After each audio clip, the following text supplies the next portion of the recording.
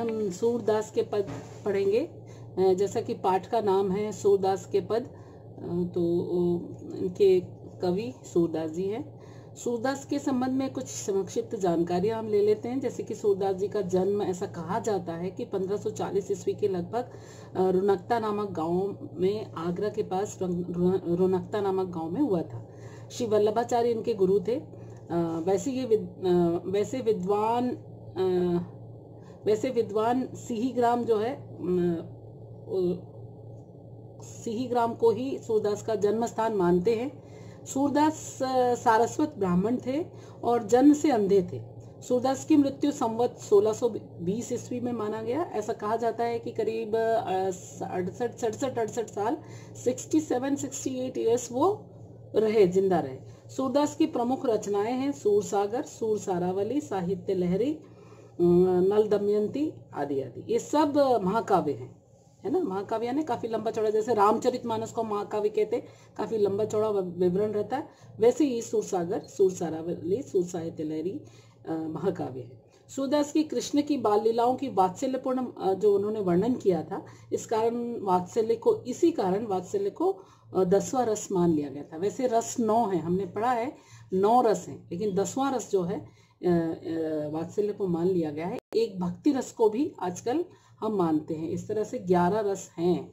तो वात्सल्य रस, सूरदास के वात्सल्य पूर्ण वर्णन के कारण कृष्ण लीलाओं का, बाल लीलाओं का वात्सल्य पूर्ण वर्णन, वात्सल्य यानी ममता पूर्वक, है ना। ठुमक चलाते रामचंद्र, रामचरितमानस में वैसी मैया मोरी मैं नहीं माखन खायो, इस तरह के बहुत ही माँ और पुत्र से संबंधित जो विस्तृत वर्णन उन्होंने, प्रेम से ममता का वर्णन उन्होंने किया है, उसकी वजह से वात्सल्य को 10वां रस मान लिया गया है। तो ये हुआ सूरदास के संबंध में संक्षिप्त वर्णन।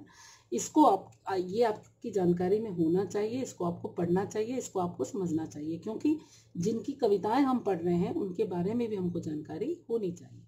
अब कृष्ण की संक्षिप्त जानकारी, सूरदास की संक्षिप्त जानकारी तो ले ली।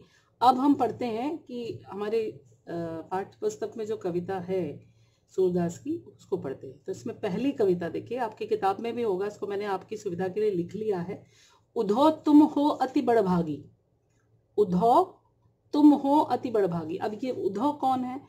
उधो श्री कृष्ण के द्वारा मथुरा से भेजा हुआ एक योग उपदेशक है, और वो गोपियों को वो चैलेंज करते हैं कृष्ण को कि इतना प्रेम कोई क्या करेगा। तो कृष्ण ने ये कहा कि गोपियां उनसे बहुत प्रेम, अनन्य प्रेम करती हैं, उनके जैसा कोई दूसरा प्रेम नहीं कर सकता है, दैवीय प्रेम है उनको वो, और किसी पे भरोसा नहीं करती हैं, वो सिर्फ इनसे प्रेम करती हैं। तो ऐसा जब कृष्ण उद्धव से कहते हैं, जो कि मथुरा में उनके साथ थे, तो वो कहते हैं मैं मान ही नहीं सकता कि कोई इतना दैवीय प्रेम किसी से कर सकता है, तो मैं इसकी खुद परीक्षा लूंगा और उसको गलत साबित करूंगा। तो उद्धव ने कहा कि ठीक है, मुझे ये चुनौती स्वीकार है, तुम जाओ, जो कुछ तुम योग उपदेश दे सकते हो देकर उद्धव गोपियों से मेरे प्रति प्रेम को खत्म करके दिखाओ। तो इस चैलेंज को, चुनौती को लेकर उद्धव गांव आते हैं गोपियों से मिलने, और तब जो गोपियां मिलती हैं और उद्धव अपने उपदेश कहते हैं, तो उसके बाद गोपियां उद्धव से कहती हैं, उद्धव तुम हो अति बड़भागी। तो उद्धव एक व्यक्ति है, श्री कृष्ण के मित्र थे जो मथुरा में रहते थे, और वो आए हैं, तो उद्धव नाम है ना। उद्धव तुम हो अति बड़भागी, कहते हैं कि उद्धव तुम हो अति बड़भागी। अब तुम हो, अति, तुम हो समझ में आ रहा है, अति यानी बहुत, बड़भागी बहुत बड़े भाग्य वाले हो, बहुत बड़े भाग्य वाले हो। देखिए मैंने लिखा अति बड़भागी यानी बहुत भाग्यशाली, है ना। तो उद्धव तुम बहुत भाग्यशाली हो। अपरस रहत स्नेह तगाते, अपरस का क्या मतलब है? डूबे रहना। रहत यानी रहना, स्नेह तगा यानी स्नेह रूपी तालाब। देखिए रहत रहना, स्नेह तगा यानी स्नेह रूपी तालाब। अब जहां रूप आ जाता है वहां पर रूपक अलंकार, इसको समझते चलिए, है ना। रूप आया इसलिए नहीं, स्नेह रूपी तालाब, जब किसी शब्द की अपन को व्याख्या करनी होती है तो रूप आए, तो इसलिए एक साइन के रूप में मैंने आपको ये बताया। स्नेह तगा सीधा आरोपित कर दिया गया, तुलना नहीं की, स्नेह जैसी तगा नहीं बोला, उन्होंने बोला स्नेह तगा, यानी स्नेह रूपी, उसकी व्याख्या के लिए ये आना पड़ा, तो इसलिए रूपक अलंकार। तो कभी यहाँ रूपक अलंकार वह रहने दीजिए, साथ में समझते चलिए। तो उधो तुम हो बहुत बड़े भाग्य वाले, है ना। अपरस यानी डूबे रहना, अपरस यानी डूबे रहना। रहत स्नेह तगा पे, डूबे रहते हो, डूबना, डूबे रहते हो स्नेह रूपी तालाब में। ना ही न मनोनुरागी, उसके बाद भी तुम्हारा मन अनुरागी प्रेम से नहीं भरता, उसके बाद भी तुम्हारा मन प्रेम से नहीं भरता। कह रहे हैं गोपियां कह रही हैं कि उद्धव तुम बहुत ही बड़े बड़े भाग्यशाली हो, बड़े भाग्य वाले हो। तुम हमेशा ही डूबे रहते हो स्नेह रूपी तालाब में, उसके बाद भी तुम्हारा मन अनुरागी नहीं होता, प्रेम में नहीं डूबता। ये किसके लिए कहा, किसके प्रेम में, श्री कृष्ण के साथ तुम हमेशा रहते हो, उसके बाद भी उनके प्रेम रूपी तालाब में तुम डूबते नहीं, अर्थात तुमको उनसे प्रेम नहीं होता। पुरीन पात रहत जल भीतर, पुरीन का क्या मतलब है, कमल पत्ता, पुरीन पात यानी कमल पत्ता, पुरीन पात रहत जल भीतर, कमल का पत्ता हमेशा रहता है जल के भीतर, कमल का पत्ता हमेशा रहता है जल के भीतर।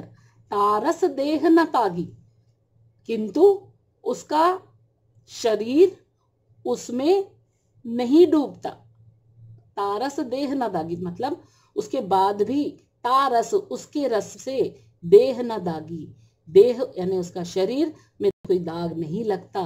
यानी पुरीन पात, कमल का पत्ता दिन रात पानी में डूबा रहता है, फिर भी पानी का एक भी दाग उसमें नहीं लगता।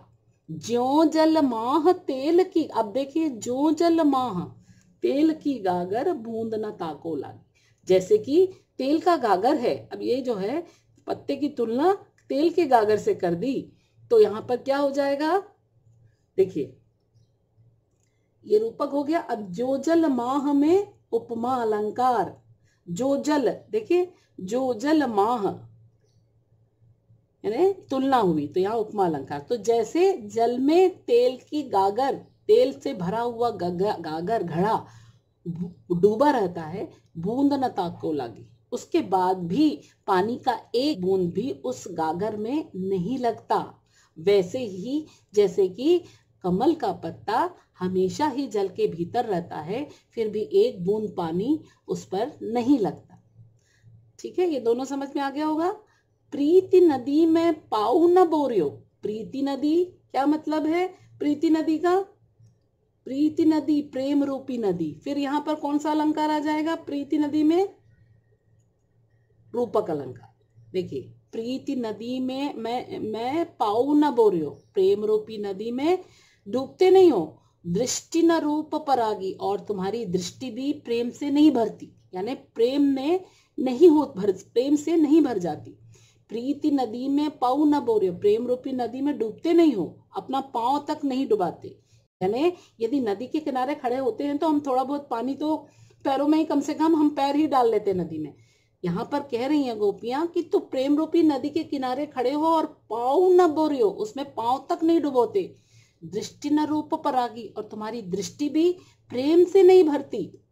सूरदास अबला हम भोरी, सूरदास जी कहते हैं कि गोपियां कहती है हम अबला हैं, और यानी कि बलहीन हैं, और हम भोरी यानी भोली, हम अबला हैं और भोरी हैं, भोरी यानी भोली।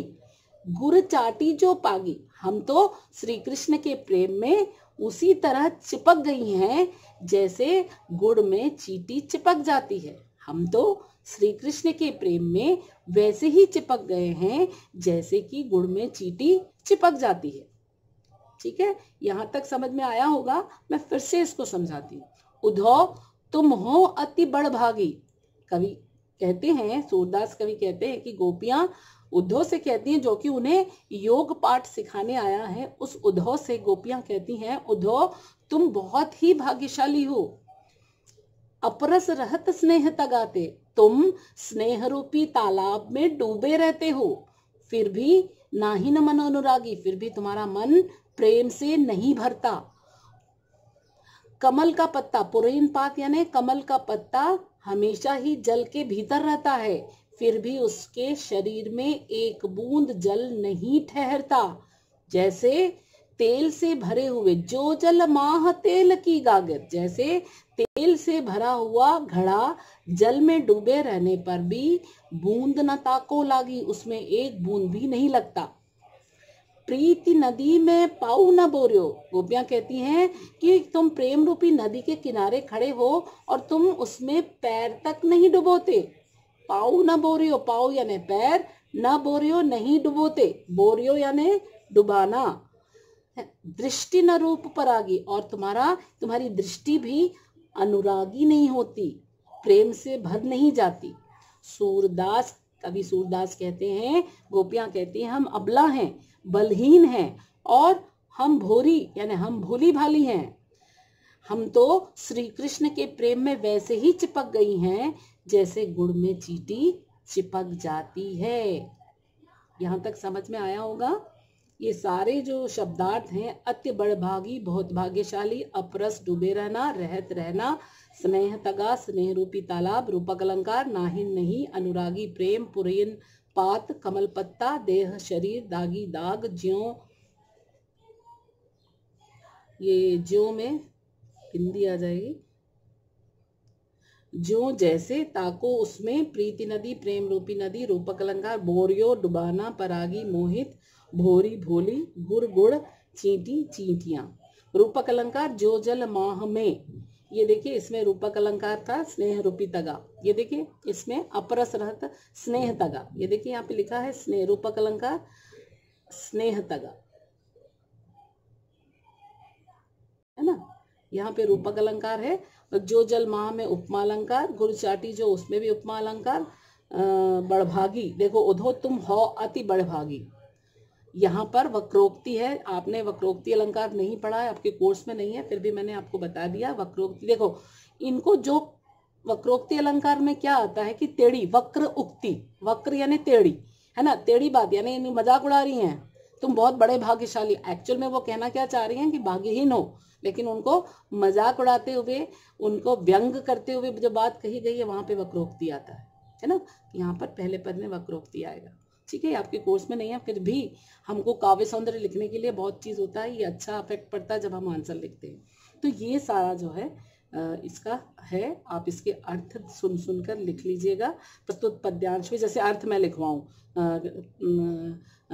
आप लिखेंगे उधो डैश डैश जो पागी, और उसके बाद प्रसंग लिखेंगे। प्रस्तुत पद्यांश हिंदी साहित्य के वात्सल्य सम्राट सूरदास द्वारा रचित, सूरदास के पद से अवतरित है। प्रस्तुत पद्यांश में कवि ने गोपियों और उद्धव के वार्तालाप को प्रस्तुत किया है।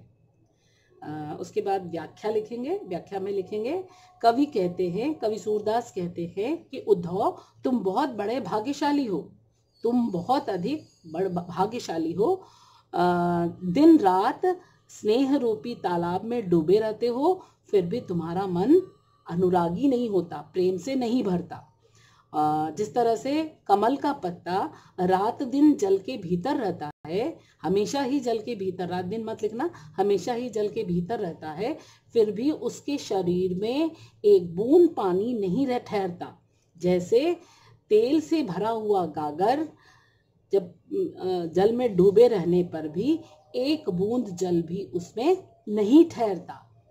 कवि कहते हैं कि प्रेम रूपी नदी के किनारे खड़े हो, फिर भी अपने पैर तक उसमें नहीं डुबोते, और तुम्हारी दृष्टि भी प्रेम से नहीं भरती। कवि सूरदास जी कहते हैं कि गोपियां कहती हैं कि हम तो अबला हैं, बलहीन हैं, हम भोले भोली हैं, हम तो श्री कृष्ण के प्रेम में वैसे ही चिपक गई हैं जैसे गुड़ में चींटी चिपक जाती है।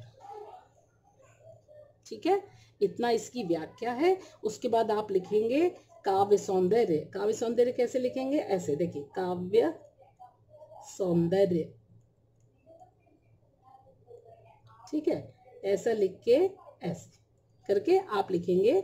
ये देखिए, स्नेह तगा में रूपक अलंकार, जो जल माह में उपमा, जो जल माह गुरु चाटी जो में उपमा अलंकार, है ना। उधो तुम हो बड़भागी में वक्रोक्ति अलंकार, और प्रीति नदी में रूपक अलंकार, ये सारा आप लिख लोगे तो ये आपका पद पूरा कंप्लीट हो गया, है ना। ये समझ में भी आ गया होगा। अगर आपको नहीं समझ में आया हो तो आप इससे संबंधित प्रश्न कर सकते हैं।